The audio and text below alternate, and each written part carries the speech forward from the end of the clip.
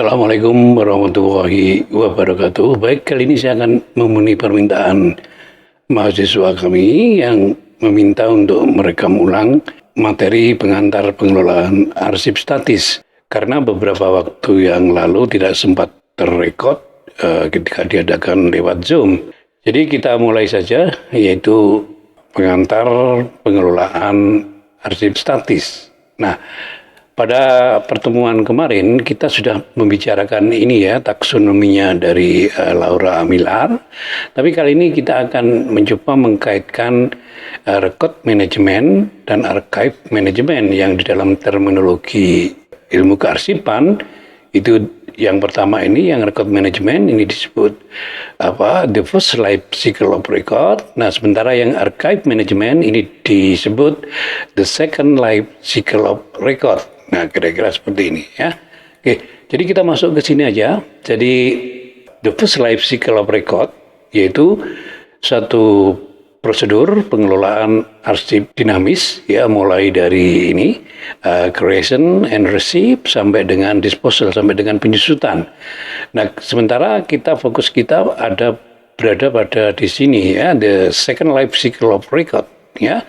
Dalam konteks ini kita hanya menyajikan pengantar ya, kita memahami konsep-konsep mulai dari akuisisi ya, description sampai dengan ini layanan publik, public services ya, baik itu information service maupun sources publication ini ya. Jadi nanti kita fokusnya ke sini. Tetapi the second life cycle of record ini pada tahap akuisisi ini terkait dengan the first life cycle of record. Nah, tetapi pada the second life cycle of record, pada elemen akuisisi ini terkait dengan the first life cycle of record ya, pada elemen disposal, elemen penyusutan ya. Nanti kita jelaskan dalam konteks akuisisi itu seperti apa. Nah, ini yang the first life cycle of record. Nah, yang ini the second life cycle of record.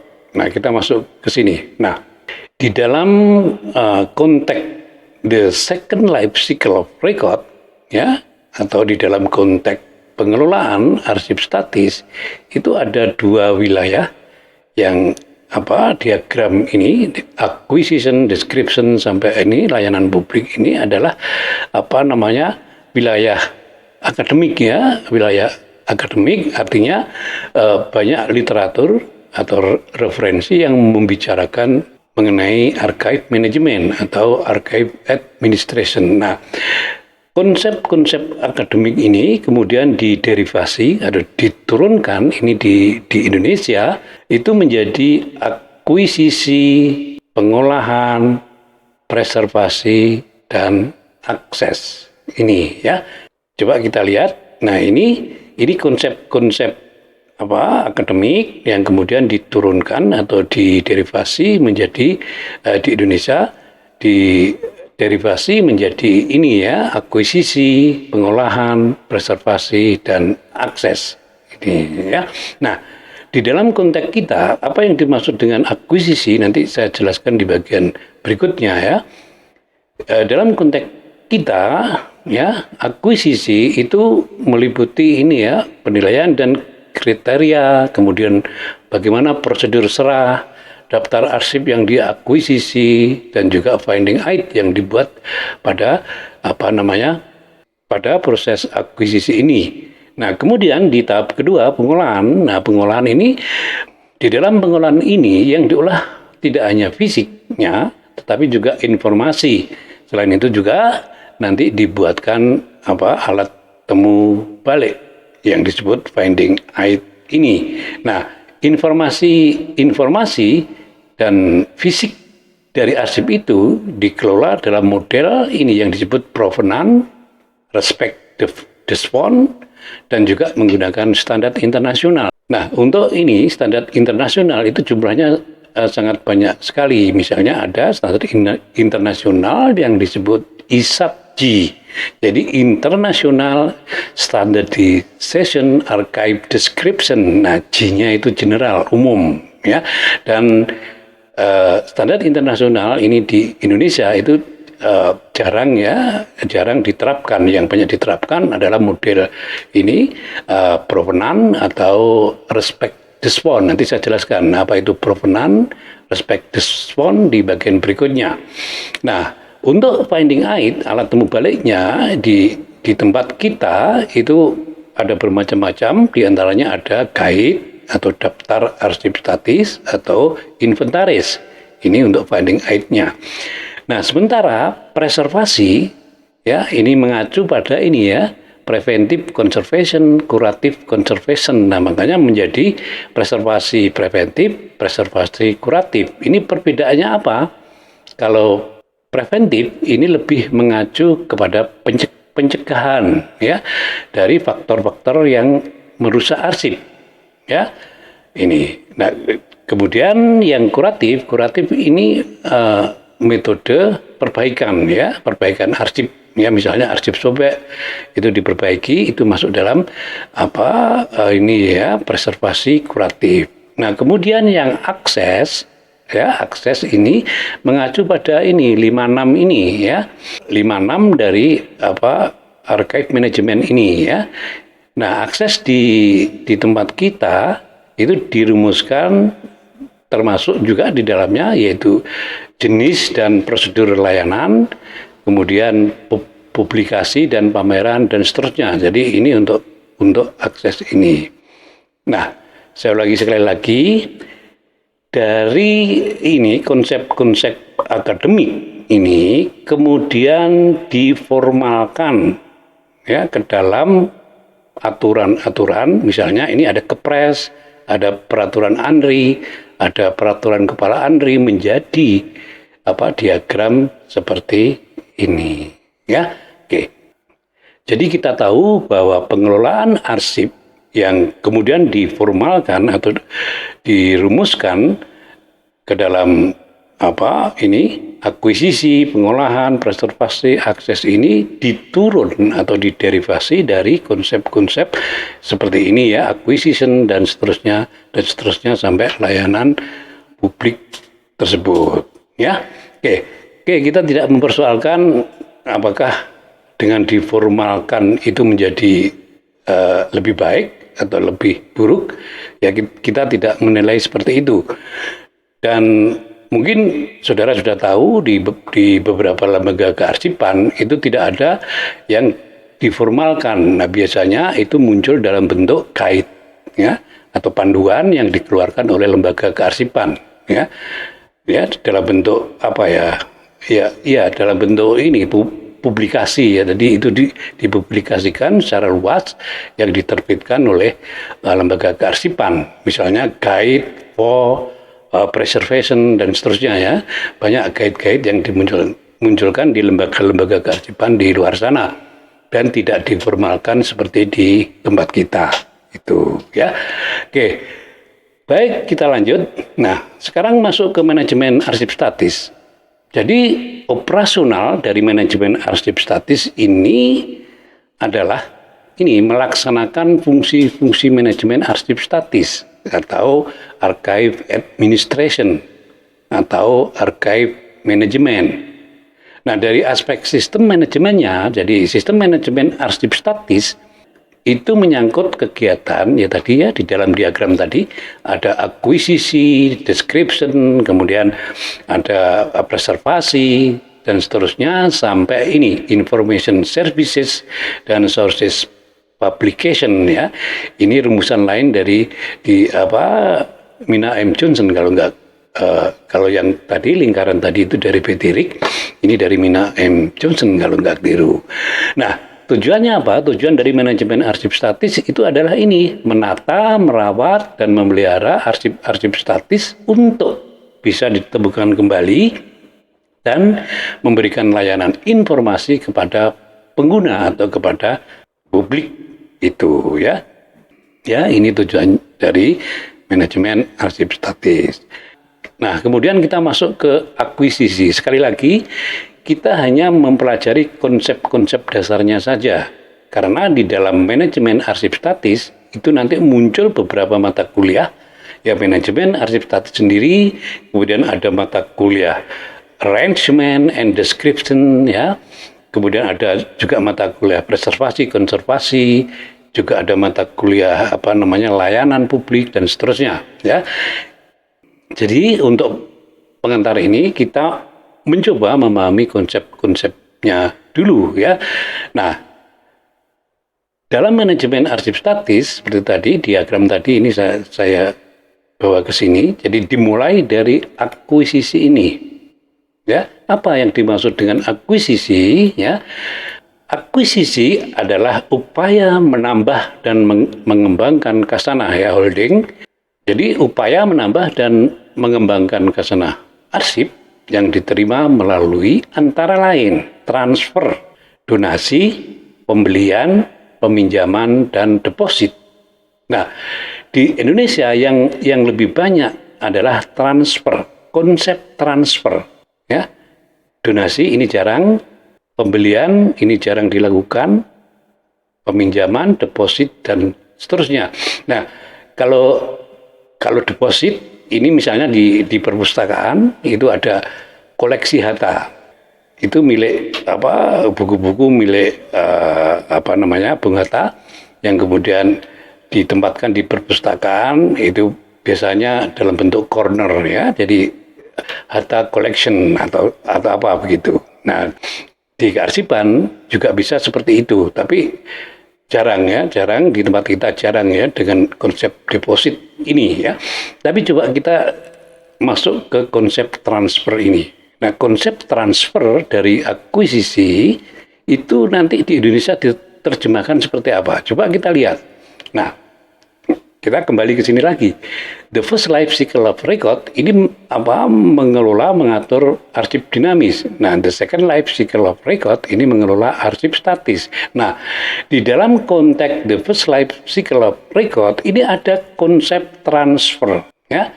Di unit kearsipan ini konsep di Indonesia itu ada transfer, yaitu transfer arsip inaktif ke record center. Nah, di banyak literatur itu disebut transfer, ya, arsip inaktif atau inaktif record, ya. Yang benar sebenarnya arsip dinamis inaktif, ya, kalau kita mengacu ke konsep awalnya, ya, inaktif record, ya. Nah, transfer ini di Indonesia diterjemahkan menjadi pemindahan arsip inaktif, ya, ke record center. Nah, di tempat lain itu tidak ada seremonial dalam konteks transfer ini, tapi di tempat kita itu ada semacam seremonial, yaitu ada berita acara, dibentuk panitia macam-macam dan seterusnya seperti itu.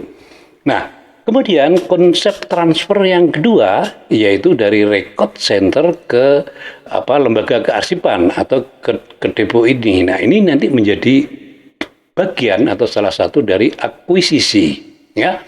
Nah, transfer arsip statis, ya, dari record center ke depo ini di tempat kita disebut penyerahan arsip statis. Nah, dari record center, ya, penyerahan arsip statis dari record center atau dari unit kearsipan ke lembaga kearsipan ini juga ada beberapa seremonial, ya. Jadi ada berita acara penyerahan, daftar arsip yang diserahkan dan seterusnya. Biasanya di tempat kita itu yang menerima justru kepala-kepala lembaga kearsipan. Nah, di tempat lain cukup dari arsiparis ke arsiparis, ya. Kalau di sini ini dari record manager ke archivis di depo ini, ya, itu. Nah, yang kedua yaitu description. Jadi tadi kita akuisisi sudah, sekarang description. Nah, apa deskripsi itu?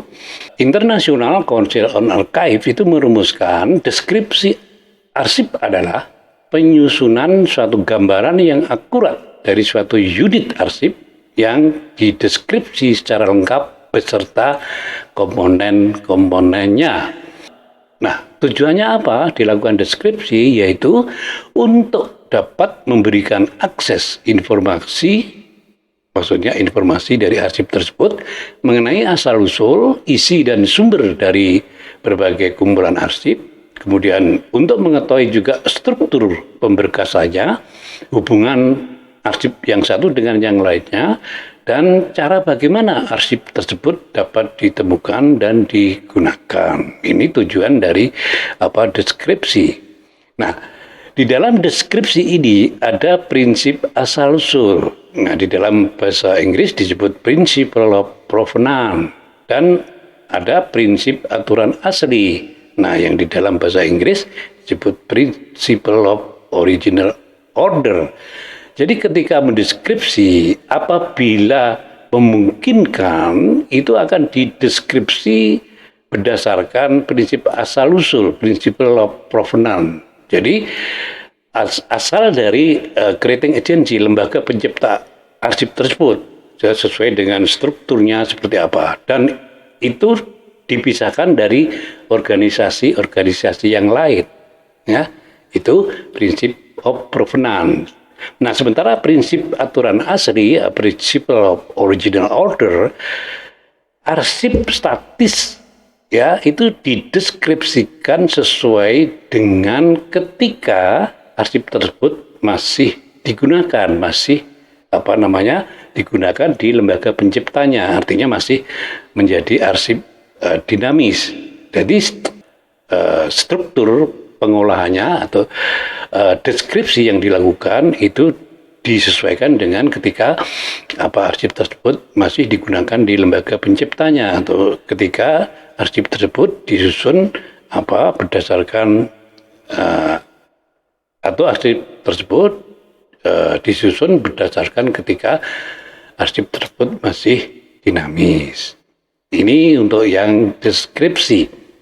Nah, kemudian ya dalam ini konsep the second life cycle of record atau archive management itu ada preventive conservation dan yang keempat curative conservation.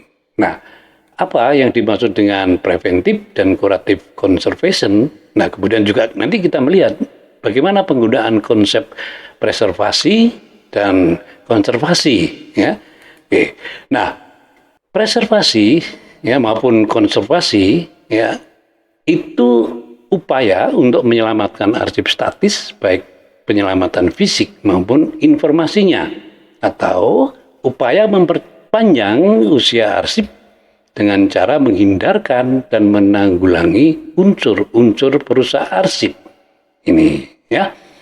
Nah, sementara itu penggunaan ini ya konsep preservasi, konservasi, nah pada dasarnya begini, kalau preservasi itu indirect atau substitution.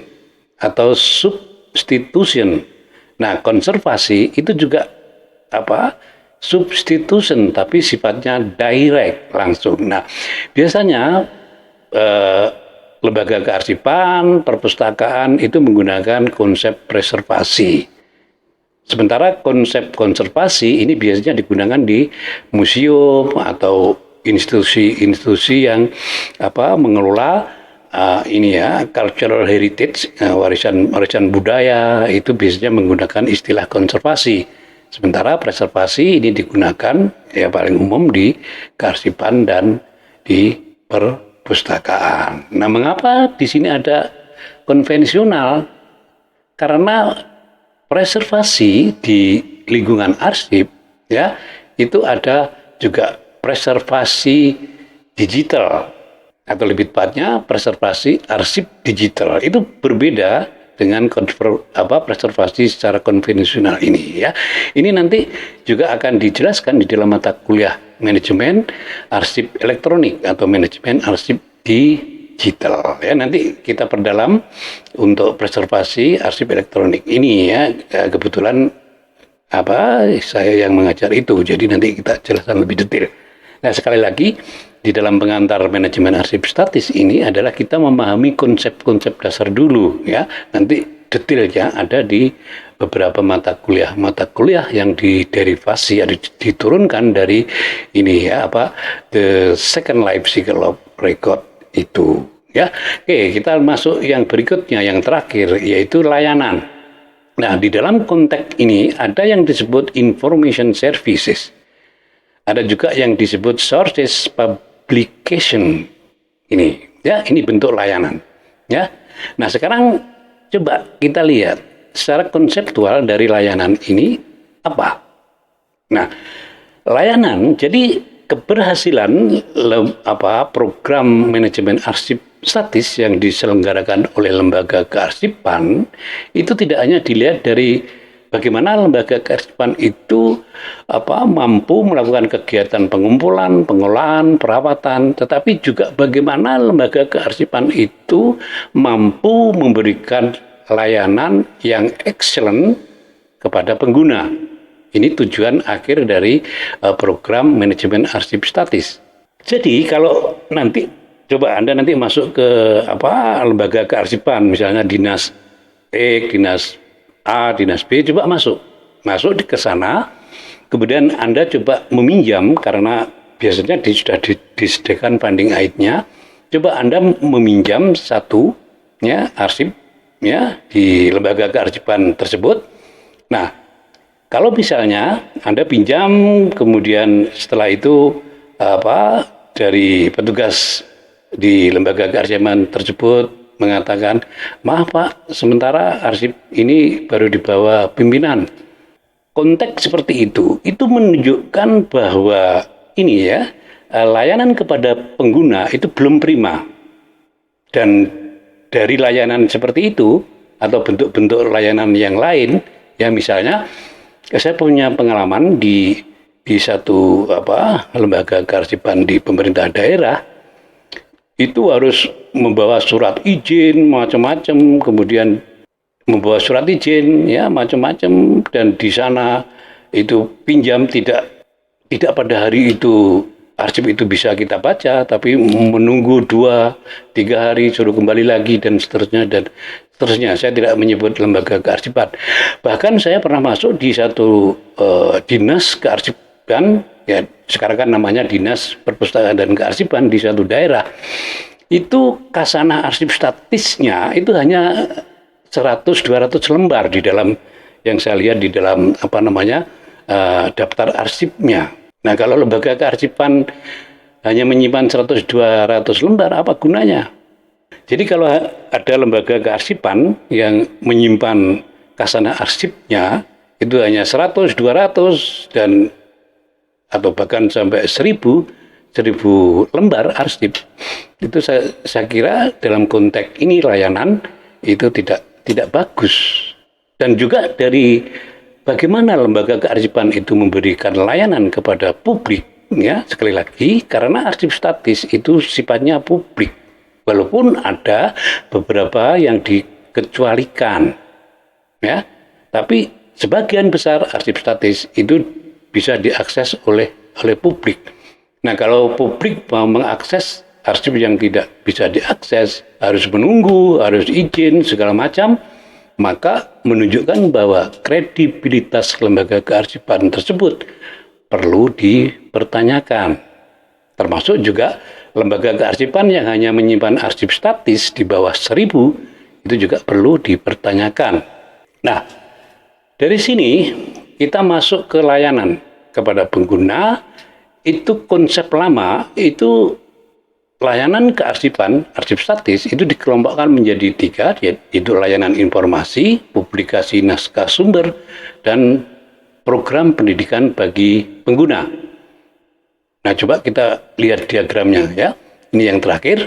Jadi layanan public servicing dari lembaga kearsipan, maksud saya layanan arsip statis ini bisa kita pisahkan ke dalam 2 kelompok ini. Yang pertama layanan untuk educational and research service. Jadi layanan untuk pendidikan dan penelitian. Ya, misalnya sejarawan atau antropolog dan seterusnya yang mau riset di lembaga kearsipan ini masuk dalam kelompok educational and research service. Nah, bentuk layanan ini ada yang on-site. On-site itu peneliti datang atau mahasiswa yang ingin meneliti datang di lembaga kearsipan, kemudian melihat daftar arsipnya, atau melihat inventaris, atau melihat guide, kemudian meminjam dan dibaca di sana. Nah, sementara untuk remote adalah layanan yang disediakan oleh lembaga kearsipan yang memungkinkan publik atau peneliti mengakses arsip tersebut melalui satu jaringan. Nah, biasanya untuk yang arsip statis ini ada yang disebut SIKS ya. Jadi Sistem Informasi Kearsipan Statis ya, seperti yang diterapkan di institusi atau lembaga arsip Universitas Gadjah Mada ya, itu menggunakan SIKS. Jadi publik bisa mengakses arsip statis, tidak harus datang ke arsip universitas. Ini kalau contohnya arsip universitas, dan bahkan beberapa arsip dari arsip UGM itu bisa diunduh langsung ya melalui layanan atau fasilitas SIKS ini, Sistem Informasi Kearsipan Statis ini. Nah, kemudian yang kedua yang disebut Publicity and Public Program, konsep lama ini hanya Publicity and Public Relation Program. Nah, publicity ini ada booklet, leaflet, brosur, poster, direktori, penerbitan, dan lain-lain. Nah, contoh dari penerbitan misalnya, itu beberapa lembaga kearsipan itu membuat jurnal ya, seperti di arsip UGM itu membuat jurnal Kasanah yang sudah terindeks Sinta ya, seperti itu. Kemudian ada Public Relation Program, ini ada diklat, seminar, workshop, pameran, wisata arsip, ya, oral history center ya, dan seterusnya, dan press release dan seterusnya. Ini program yang masuk dalam kelompok Public Relation Program ya, ini. Oke. Baik. Nah, yang berikutnya ini outreach. Nah, konsep outreach ini adalah pengembangan dari konsep lama, konsep konvensional. Nah, layanan publik dalam bentuk outreach ini, jadi outreach ini mengkaitkan layanan publik dari lembaga kearsipan itu dengan mengkaitkan dengan perkembangan teknologi informasi. Ya. Jadi layanannya tidak dalam bentuk konvensional, tapi juga misalnya melalui media sosial ya, atau melalui web interaktif ya, seperti di Singapura. Jadi kita bisa semacam berdialog melalui web. Kita bisa berdialog melalui web dengan pengelola dari layanan outreach di lembaga seperti di Singapura, termasuk juga kita bisa mendengarkan misalnya wawancara dari tokoh X ya dengan petugas atau arsiparis di lembaga kearsipan tersebut. Nah, jadi ada interaktif antara pengguna dengan lembaga kearsipan ya, dalam bentuk ini ya, layanan outreach ini tidak hanya melalui media sosial, tapi juga melalui web-web yang mereka sediakan itu ya.